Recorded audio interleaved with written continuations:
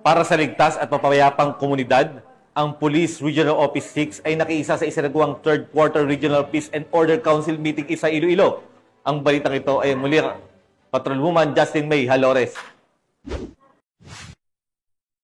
Dumalo si Police Brigadier General Josefino Diligan, Regional Director ng Police Regional Office 6 sa Third Quarter Regional Peace and Order Council meeting na ginanap sa Soto Grande, Green Meadows, Pavia, Iloilo. Nito lamang ika-23 ng Setyembre taong kasalukuyan. Katuwang sa pagpupulong si Major General Michael G. Samson, Commander ng 3rd Infantry Battalion, Philippine Army, kasama ang iba pang regional directors, pinuno ng mga ahensya, at leader mula sa iba't ibang institusyong pamahalaan na nagkaisang pagtibayin ang kapayapaan at kaunlaran sa rehiyon. Ang RPOC ay nagsisilbing mahalagang plataporma para sa mas malawak na kolaborasyon kung saan ang mga usapin hinggil sa kapayapaan at kaayusan ay tinutugunan sa pamamagitan ng nagkakaisang estratehiya at konkretong aksyon para sa Pro-6. Ang pagtitipong ito ay patunay ng kanilang walang humpay na dedikasyon sa pagpapanatili ng seguridad, pagpapatibay ng mga hakbang laban sa kriminalidad at insurgency. Muling pinagtibay ng Police Regional Office 6 na sila ay katuwang ng bawat mamamayan para sa kapayapaan at kaayusan ng buong rehiyon.